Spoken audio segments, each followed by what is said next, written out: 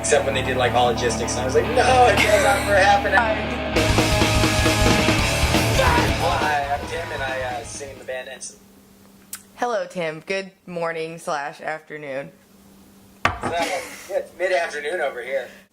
Well, first of all, I want to know where is Ensign as a band? Like, do you consider yourself a full-time band, or is it kind of you're just restarting things up? No, full-time is like kind of a hard word for us to use because we used to be really full-time. I mean, we used to tour like 9 months out of the year. Right. But everyone has like, well, no one has like a family yet, unless you consider dogs and cats like a full family. But everyone, yes. Like Nate has a house now, and Dan, who's playing guitar, has kind of like a pretty serious job. But I wouldn't really consider us part-time because we'll do as much stuff as we can. And we went to Europe this year. We're planning on going back to Europe in the probably in the spring. We're planning on doing some stuff in the States once we get the new record done. So we're definitely not as full-time as we used to be. But that's not to say that I really consider us a part-time band that can't do anything.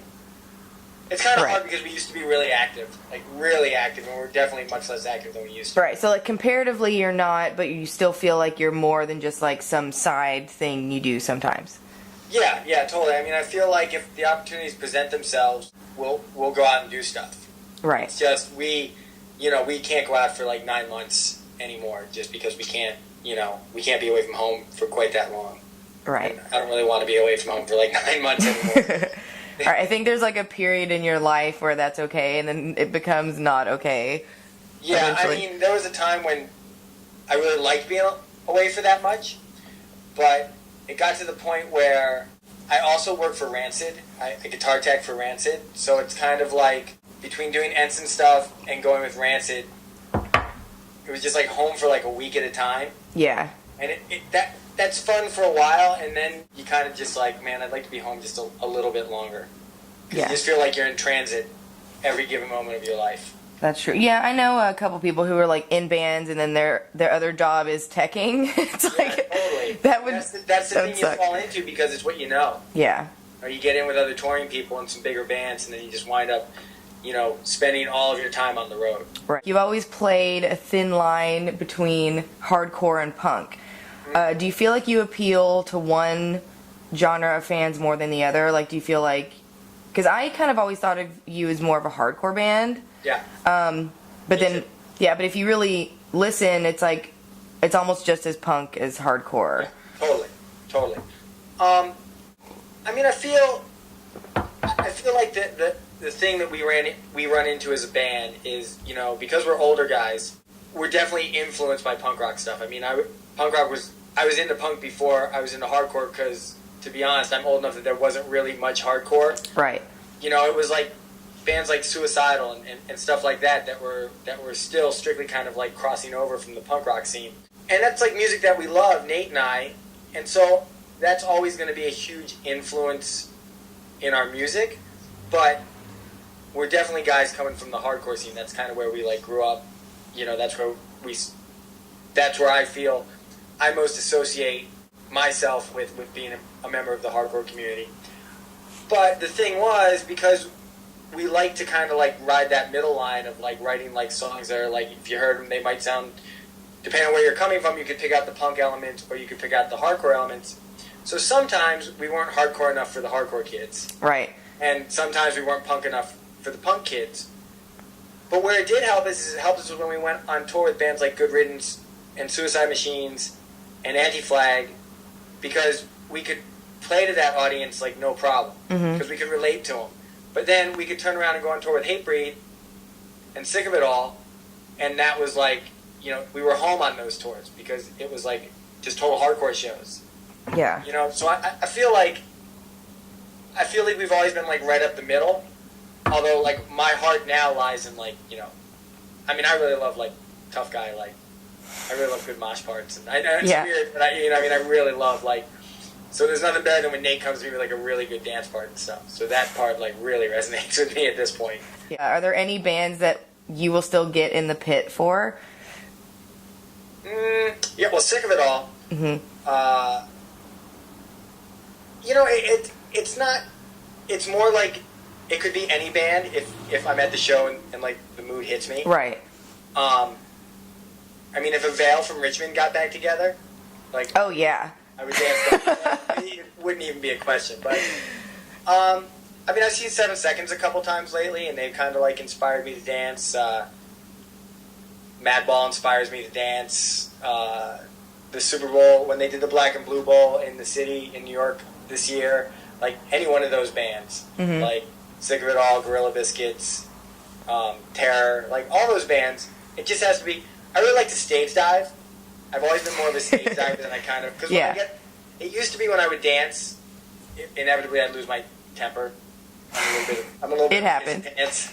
But I really like to stage dive, so if there's like good stage diving, like I'll still go for it. Well, it's like the only time in life where it's okay to do that. Yeah. So it's like, yeah. But Sick of It All, lately, the last couple times I've seen them have been really good, and I've been like, yeah, I'll dance. Sure. Awesome. Don't you just love those guys? They're just... Yeah, you know... They're just the greatest.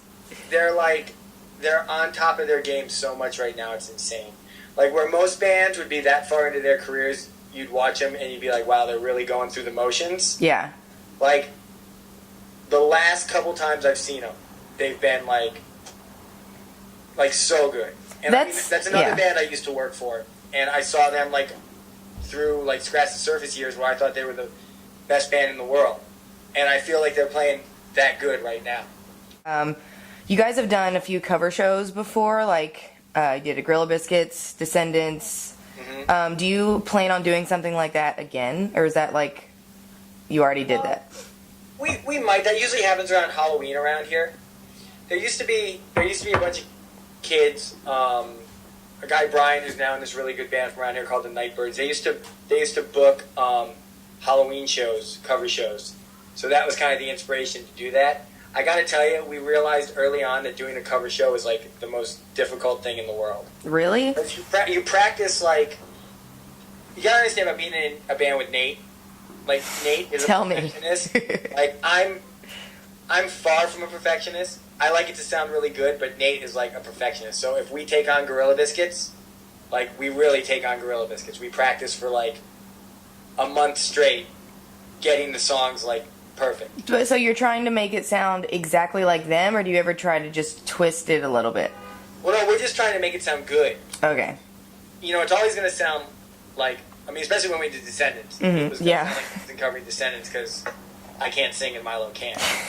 So we did the best we could with my limited vocal ability, but we practiced for like a month straight for that show. And then you play it once, and then you're like, okay, well, we're never going to do a full Descendants set again. And then you keep one or two of the covers. But right. It's really difficult. Do you have a favorite cover that you still play at shows? Yeah, I really like the Judge cover we do. We cover Bringing It Down. So, and we've recently started covering the Cro-Mags, and even though the Cro-Mags are still actively playing, I really like to play the Cro-Mags song, so that's kind of moved into my like new favorite cover. I think everyone likes when people play Cro-Mags songs. Yeah, I mean, you could be opening for the Cro-Mags, and then play a Cro-Mags song, and kids would just be like, yeah, okay. Yeah. Play it. Okay, let's see. Okay, well, when you all play shows, because I know you are playing some shows here and there now, aren't you? Do you want to play newer stuff, or do you feel like you want to play the old stuff? Like, I don't know if you guys are working on new stuff or what's going on exactly. Yeah, we've got almost a new record written, and we've got a bunch of songs for an EP, and there's a bunch of songs that have been kicking around for a little while. We kind of had a whole record written almost that we threw away because we realized it wasn't right for us. I like kind of playing up the middle. There's a bunch of old songs I still really like playing. There's a bunch of old songs I don't feel like I ever need to hear again. And then there's a bunch of new songs that I really love. So it's just a little difficult because, you know, we're kind of in that place where a lot of kids really want to hear the old stuff. Right, of course. And they could kind of care less about the new stuff. Well, the Ensign official website, when you go to it, yes. I mean, I don't know if it's like I don't think it's a MySpace. I just Facebook. Yeah, whatever it was, when you go to it, the taskbar at the top reads "Die Hipster Die." Yeah. And I just wanted to know if there was like one hipster trait that annoys you more than anything. The thing that kills me is like the whole ironic thing. That everything is like ironic, like they're so up their own ass. Like people are so cool that like everything they do has like an ironic twist to it. And it's like, how do you... That's so right. How do you live that way? How do you wake up in the morning and kind of look at, like, your clothes and go, okay, what's the douchiest, most ironic thing I can wear today? And then spend all this time making yourself look ridiculous just because you feel that's, like, tongue-in-cheek and you're having a laugh on everybody because you look like a total idiot. And it's like, right. And it cycles through different trends like every week. Like it was mustaches for a while, and then it was like, you know, dressing like you were from the 1940s, and then it was like, you know, who knows? Right. But it's just like, you know, to me, it's like, why waste the effort to be ironic, to make yourself look like an idiot, just because you're like, oh, look at me, I'm so clever and ironic. It's like, right. No, you're just. That is so true. Ensign formed in the mid-90s. Whoa, yeah. I'm sorry. So long ago. But what were you doing then? Like, were you in school, or were you working like a crappy job, or what exactly was going on in your life in the mid-90s? I was working for Sick of It All. Okay. Yeah, mostly, and then... so not a crappy job. No, it was an awesome job. And just living in New York City, and just kind of like, I was working at like, you know, just shitty video store jobs and you know, hanging out with everybody at CBGB's, and it was like, as Ensign was really getting going, it was towards the tail end of my like time working for Sick of It All, because pretty much once Ensign really hit the ground, like, we were touring like a lot. You hear the vacuum in the background? Yeah. Someone's taking care of business. Yeah.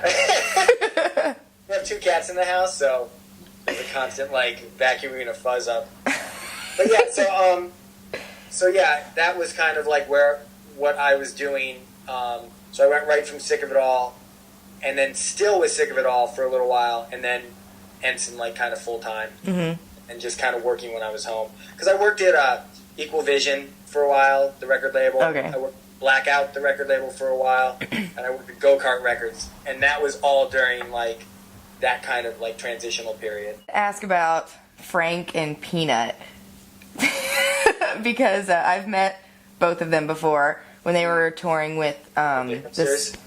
The what? With this, Green Hipsters? Yes. Yeah. So obviously they are not in the band anymore. Not anymore. Did they get kicked out at the same time, or was it like one after the other? Because I just pair them together for some reason, obviously, since they were in. Yeah. It's kind of like a. Just suffice to say, yeah, they kind of both got let go at the same time from the band, and it was because Nate and I just kind of felt like we were constantly waiting around for those guys to do anything that we wanted to do, and they were always either out with the hipsters, touring and doing what they wanted to do, or they'd come home and they just wouldn't really want to do what we wanted to do. So we dealt with that on and off for a few years, actually.